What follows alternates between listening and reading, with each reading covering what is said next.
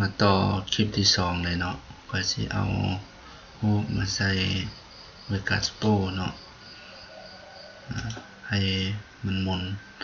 ในวิดีโอเนาะตอนนี้กำลังเปิดเวกัสโปเนาะ15จำศูนย์ถ้าว่าผู้ใดมีเวอร์ชัน13หรือว่า14สามารถเปิดขึ้นมาได้เนาะแล้วให้ไปเลือกเอารูปภาพเนาะที่เราได้แต่งไว้ก็คือรูปภาพที่บ่มีพื้นหลังเนาะหรือว่าบ่มีแบ็คกราวด์อยู่ข้างหลังเนาะเมื่อเราเอาเข้ามาแล้วก็จะมีในลักษณะนี้เนาะมันจะบ่หมุนเทื่อเนาะให้เราไปเลือกเอาที่นี้เนาะติดใส่บนนี้แล้วเลือกมาที่คำ post setting เนาะ mode ให้เลือกมาที่ 3D Alpha เนาะ 3D Set Alpha หลังจากนั้นให้คลิกมาที่บนนี้ตื่มเลือกที่แท็บ motion เนาะคลิกเข้าไปแท็บ motion ให้เลื่อนลงมาเนาะให้มันจะมีแกน x แกน y แกน z เนาะให้เรามาเลือกที่แกน y เนาะให้พิมพ์คำว่าลบ90เนาะแล้วกด enter หลังจากนั้นให้คลิกติ๊กใส่บนนี้เนาะแล้วให้เลื่อนตัวนี้มาเลื่อนตัวนี้มาแล้ว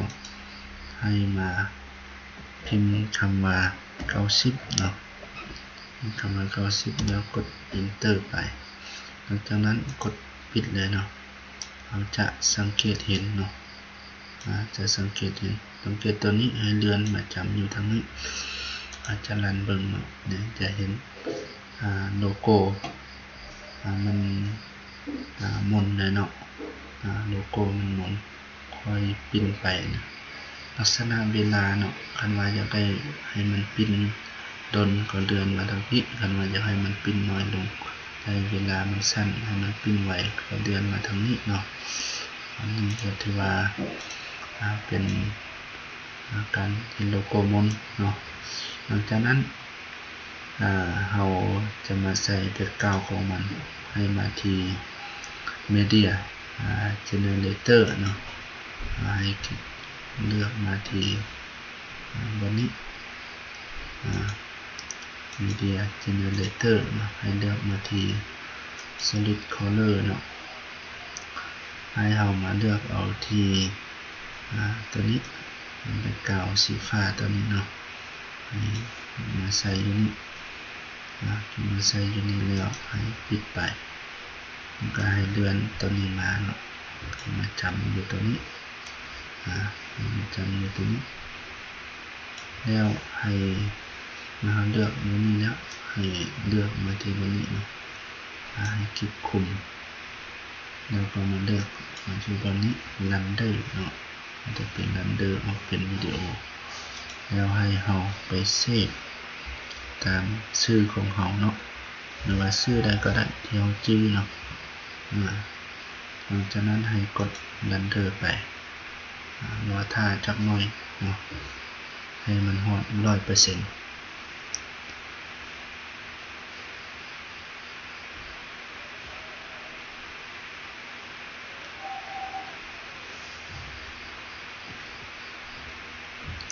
จะตัดมาสู่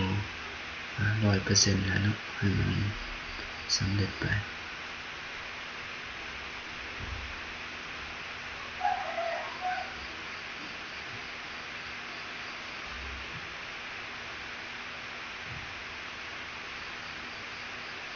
รอท่าจักหน่อย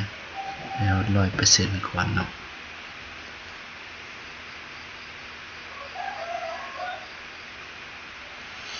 เมื่อครบ 100% แล้วมันจะสังเกตบนนี้เนาะมันจะไป Open File หรือว่าเปิด Open ขึ้นมาให้มันรันเลยเนาะเป็นไฟล์ตัวนี้ที่เรารันเดอร์ขึ้นมาเนาะแล้วกดเปิดรันเบิ่งเนาะกดเปิดรันเบิ่งถ้าจักหน่อยเนาะเมื่อกดเปิดรันก็จะกดหน้าตาในนี้ จะเป็นโลโก้ของเราที่กำลังหมุนอยู่หลังจากนั้นให้ไปที่ตัวนี้ตึงเนาะให้กดมาที่ไฟล์ New No เนาะกดไปที่ No เราทานนึงเนาะเมื่อกดไปที่ No แล้วให้ติดที่โอเคเมื่อติดโอเคแล้วให้ไปเลือกที่ Open เนาะ Open ไปเลือกเอาวิดีโอที่เราต้องการที่จะมาใส่ในเอามาใส่โลโก้ของเราเนาะให้เป็นวิดีโอตัวใดเนาะที่เราต้องการใส่ให้มันหมุนเนาะเรามาเลือกที่ตัวนี้เนาะจะเลือกเอาวิดีโอตัวนี้มาติดยัดเข้ามาเลยเนาะตัวนี้เนาะมันจะเดินไปในนี้ถ้าว่าเรากดลึกมันจะลึกไปหมดเลยเราให้กดตัว U เนาะเพื่อแยกระหว่างเสียงแล้วก็วิดีโอเนาะหลังจากนั้นให้กด delete เสียงไปเมื่อเรากด delete เสียงไปแล้วเนาะเราอยากเพิ่มแท็กเนาะเพื่อจะเอาวิดีโอที่เราสร้างเป็นโลโก้ของเราไว้นั้นมาใส่เนาะเราไปเลือกไฟล์ที่เราใส่ครับเลือกเอาเนาะจะเป็นตัวนี้ให้คลิกโอเคไปให้คลิกโอเคไปเมื่อคลิกโอเคไปแล้วก็จะปรากฏหน้าตาแบบนี้เนาะเรากดตัว U เพื่อเนี่ยเสียงแล้วก็วิดีโอเราไม่ต้องการเสียงเนาะคันผู้ใดต้องการเสียงก็สามารถเอาได้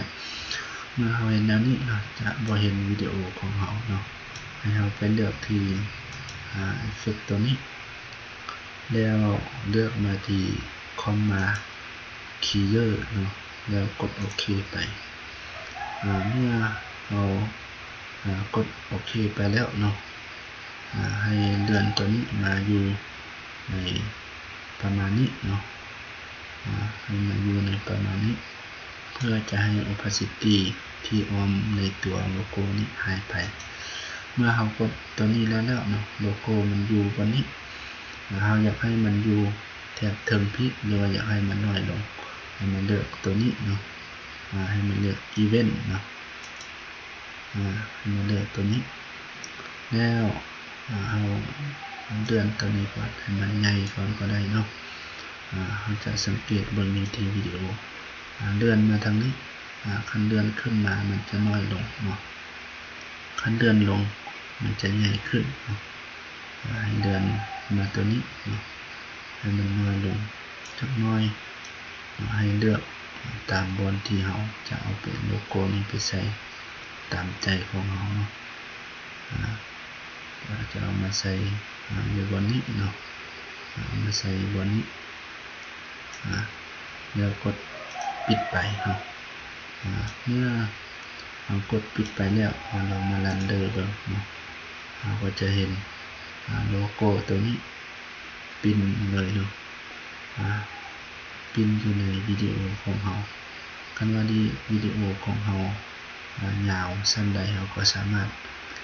ปิ้นสามารถดึงตัวนี้โลโก้ของเราเดินไปให้มันปิ้นไปตามเพื่อสงวนลิขสิทธิ์ของเราเนาะมันจะเป็นลิขสิทธิ์ของเราเมื่อเราได้แนวนี้แล้วเนาะเราอยากเซฟเป็นวิดีโอให้มาคลิกที่ซ้ายแล้วก็คลิกคุมเนาะวิดีโอตัวนี้แล้วก็ให้เลือกไปที่ตัวนี้เนาะจะเซฟเป็นวิดีโอตึงเนาะเซฟเป็นวิดีโอของเราแล้วให้ลบตัวนี้ออกเนาะแล้วตั้งชื่อของเราเนาะ test เนาะ test เนาะให้เซฟชื่ออะไรก็ได้เนาะหลังจากนั้นให้กดมันเดินไปเนาะโลท่าจักหน่อยเนาะจนกว่ามันจะสำเร็จเนาะ100%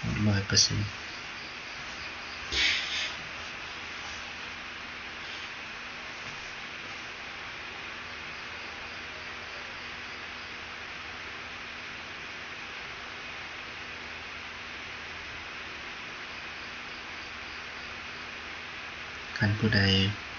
เฮ็ดแล้วมีปัญหาก็สามารถแชทมาสอบถามได้เนาะ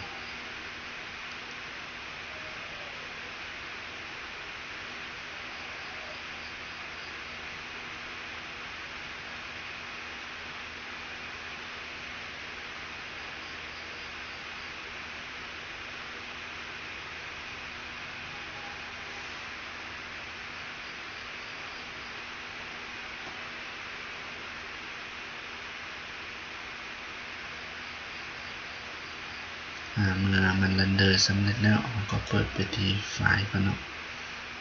ไปที่ไฟล์ว่ามันเอาเซฟวิดีโอไว้อยู่ไสเนาะจะเป็นวิดีโอตัวนี้เนาะที่เรา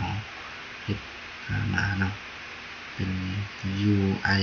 test เนาะเราเซฟเป็น UI test มาเปิดเบิ่งว่ามันจะปินในวิดีโอบ่เนาะเราจะเห็นในลักษณะนี้เนาะมันก็จะปินไปตามวิดีโอของเราเนาะจะปินอยู่ตลอดกำลังอยากเฮ็ดน้อยหรือว่าใหญ่ปานใดเนาะก็สามารถเฮ็ดได้จะเป็นวิดีโอปินเนาะวิดีโอโลโก้ปินอยู่ในวิดีโอก็ถือว่าคลิปที่2เนาะการสอนเอาโลโก้มาปินอยู่ในวิดีโอก็ถือว่าขอจบลงเพียงเท่านี้เนาะถือว่าสำเร็จไปผู้ใดมีปัญหาอันใดก็สามารถสอบถามได้ก็